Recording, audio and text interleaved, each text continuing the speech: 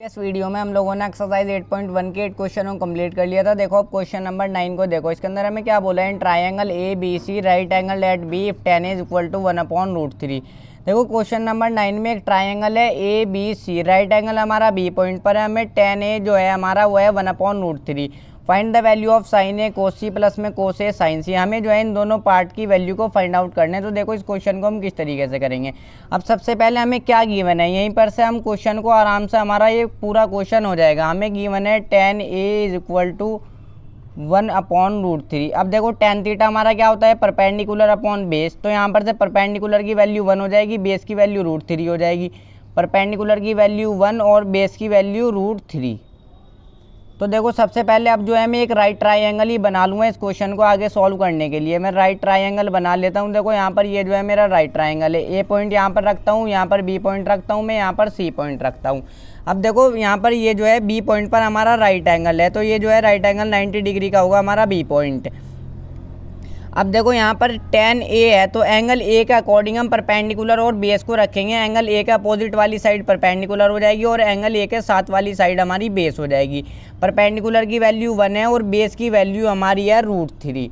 अब देखो सबसे पहले मैं हाइपोटेन्यूज की वैल्यू को फाइंड आउट करूँगा बाय पाइथागोरस थ्योरम की मदद से। By Pythagoras theorem.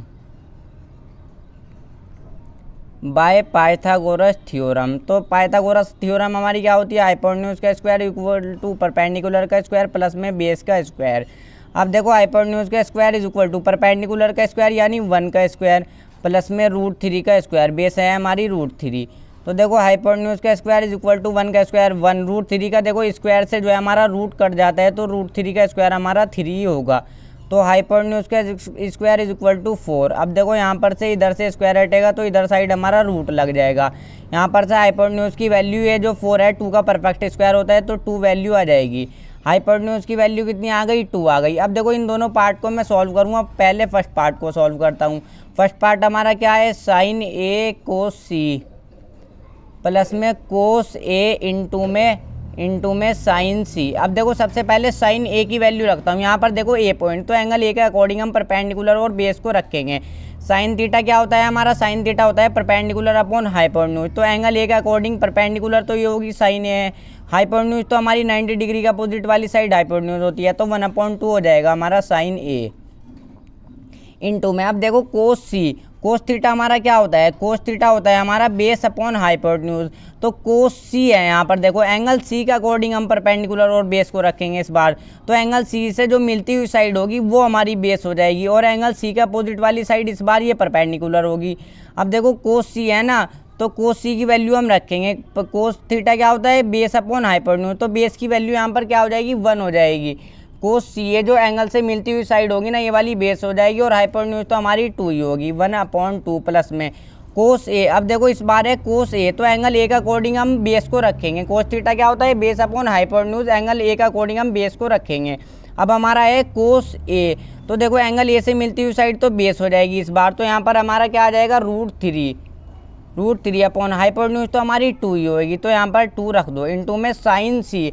अब देखो sine theta perpendicular upon hypotenuse होता है, साइन हमारा क्या होता है, परपेंडिकुलर अपॉन हाइपोटेन्यूज। अब यहाँ पर देखो क्या है हमारा साइन सी, यहाँ पर देखो साइन सी है, तो एंगल सी के अकॉर्डिंग हम परपेंडिकुलर को रखेंगे। एंगल सी के अकॉर्डिंग हमारी परपेंडिकुलर ये वाली साइड हो जाएगी जो एंगल सी के अपोजिट वाली साइड है। तो हमारी परपेंडिकुलर क्या हो जाएगी, √3, हाइपोटेन्यूज तो हमारा 2 हो गई, √3 डिवाइड बाई 2। बस अब इसको सॉल्व कर लेंगे। 1 की मल्टीप्लाई 1 में, ये 2 2 हो जाएगा 4 प्लस में √3 की मल्टीप्लाई करेंगे √3 में तो हमारा 3 हो जाएगा, डिवाइड बाई 2 की मल्टीप्लाई करो 2 में तो हमारा हो जाएगा 4। अब देखो यहाँ पर से 4 तो हमारा आ जाएगा एलसीएम। 4 को डिवाइड करो 4 से 1 की मल्टीप्लाई 1 में तो 1 प्लस में 4 को डिवाइड करो 4 से तो 1 की मल्टीप्लाई 3 में तो ये आ जाएगा 3 प्लस 1 तो 4 और ये भी 4 से 4 कट जाएगा 1। तो फर्स्ट पार्ट के लिए तो हमारा जो है 1 ही आंसर हो जाएगा। अब देखो सेकंड पार्ट को हम सॉल्व करते हैं। सेकंड पार्ट हमारा क्या है, सेकंड पार्ट को रखता हूँ मैं कोस ए। हमारा सेकंड पार्ट है कोस ए और कोस सी माइनस में साइन ए और साइन सी।